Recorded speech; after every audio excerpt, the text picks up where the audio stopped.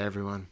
I just want to clear up a small misunderstanding. Well, actually, it's quite a large misunderstanding in this entire awakening process. A lot of us, myself included, have a history of intellectualization. It always seemed like if I could just know that one more fact, then I'm going to get it and I'm going to know the truth and it's just going to be miraculous. And that's not at all what we're talking about. What we're talking about is a direct experience of something in this moment. It's not something that anybody can tell you or teach you or show you. This is here all the time. As far as you can see in any direction, it's always right here.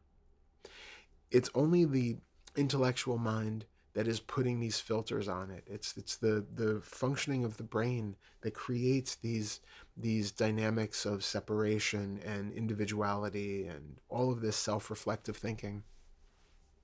It's not real. It's not something that we are getting rid of as though it actually exists, and it's not something that you can just intellectualize your way out of doing.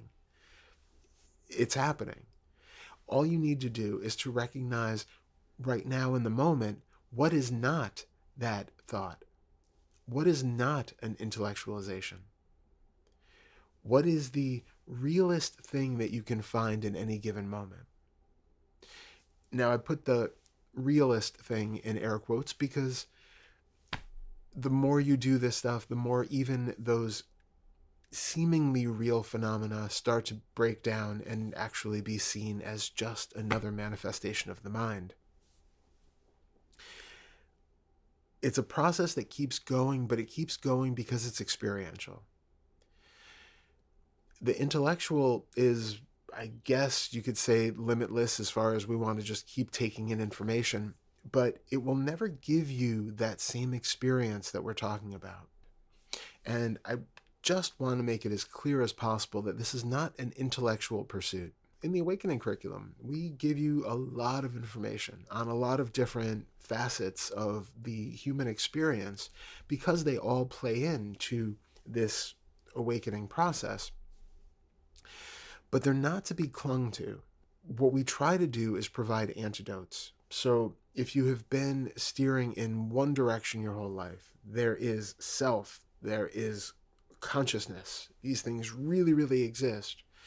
We give you the opposite. There is no self. There is no such thing as lasting consciousness. All of a sudden, there is a conflict between the belief that has been there and this new belief, which, if you actually tune into your direct experience, you can see that that belief, that there is no self, that there is no such thing as a lasting permanent consciousness, those are more experientially derived than the belief of there is a self and consciousness is eternal. However, we are showing you that alternative possibility so you can experience selflessness. You can experience the fleeting, ephemeral nature of everything. You can experience this impermanence. But we don't want you to get locked there either. This is not a stopping point. Again, it's a course correction to bring you into the middle way. And that middle way is where we do not know what is or is not. We just can't say. And there's no reason to say, because we want you to be here, right now. The only thing that is of value or has any sort of even hint of reality is whatever exists in this present moment, exactly as it shows up, with no filters, preconceptions, judgments, any pushing or pulling. That is what we keep trying to pull you into. Just this, just now, for as long as that will last before the mind carries you away in another direction. But we really don't want you to get locked into any of the topics that we give you either. They're all just temporary aids in this process. And for one person, they might not be applicable.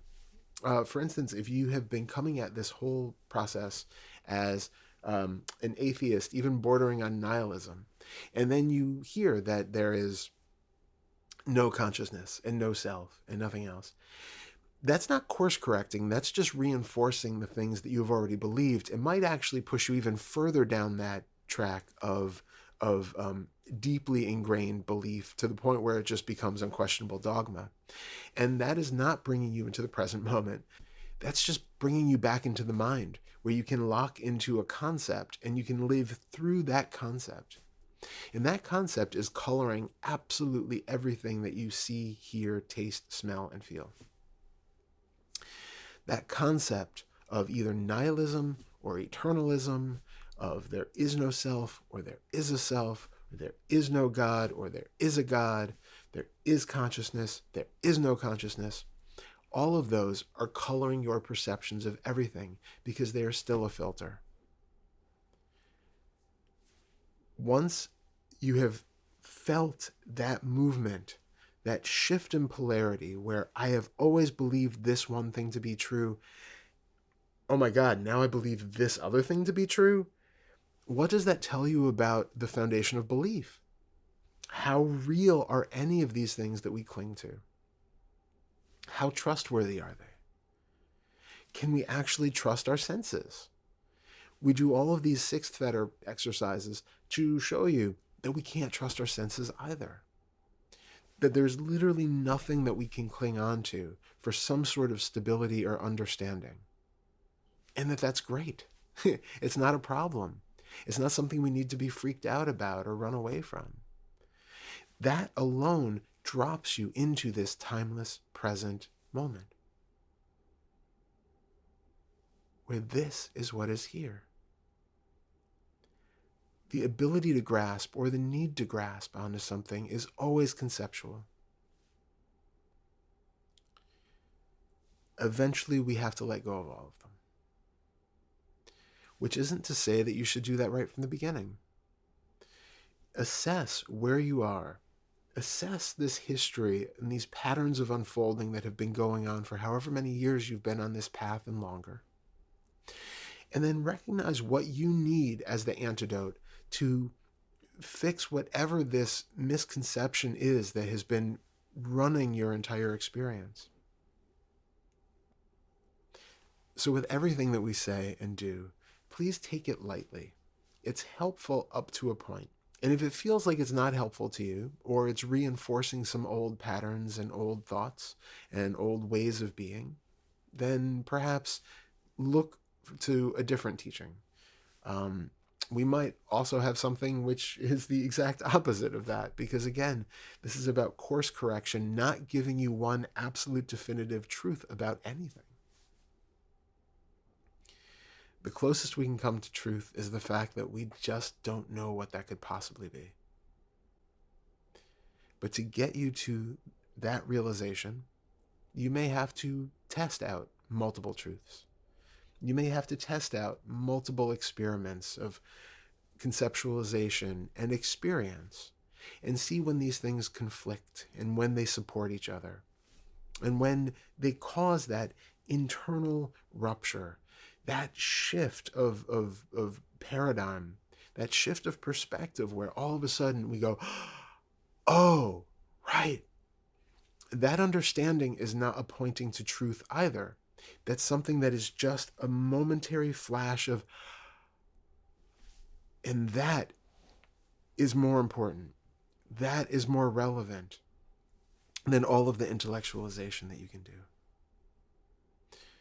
This, again, isn't to say that intellectualizing doesn't have a purpose. It's wonderful. If you want to be in the sciences, if you want to understand how the brain works, if you want to do all of these different pursuits that use the mind, use that. We're not anti-mind or anti-learning or any of that either. But that is never going to give you an ultimate grounding in the quasi-reality of this moment. It's always going to keep you trapped somewhere in the mind. And that has utility in the practical, everyday world.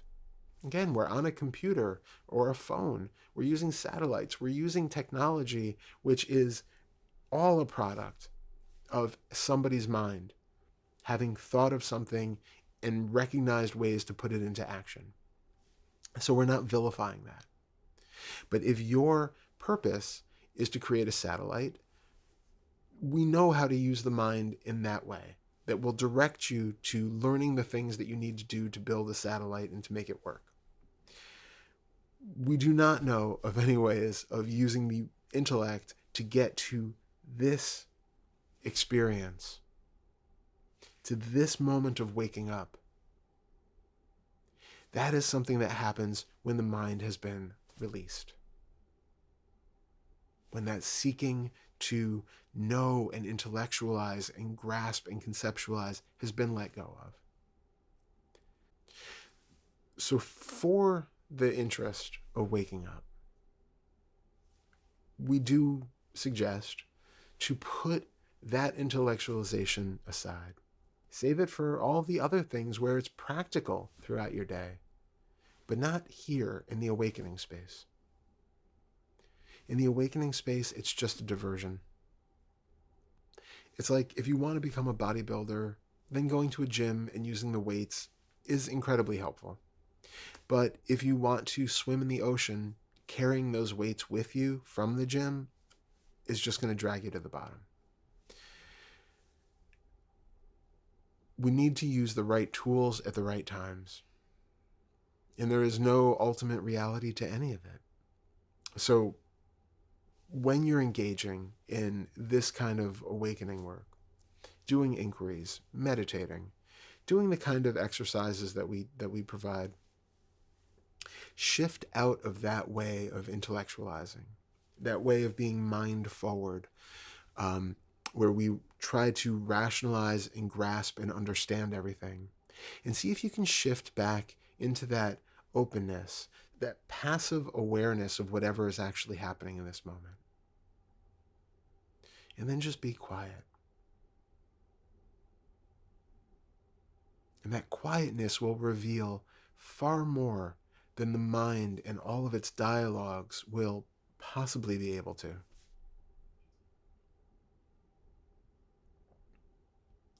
The mind will only regurgitate things that you have already heard or seen someplace else.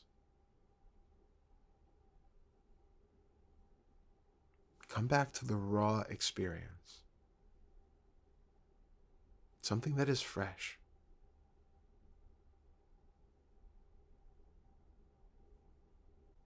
And then when you want to prime that pump of understanding, then you can read and you can watch videos and you can understand intellectually and then put it aside.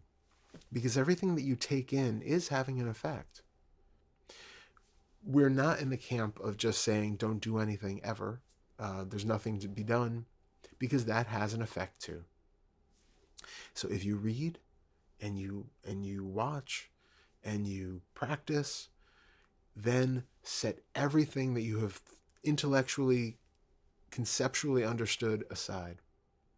Drop that and come back to the actual moment of experience now. And all of those things that you've taken in will have an effect, but they're not the ones that are giving you the experience of the present moment. They're not the ones that are bringing you to freedom. So allow all of that to just be set aside for now. And simply be here. Simply be open.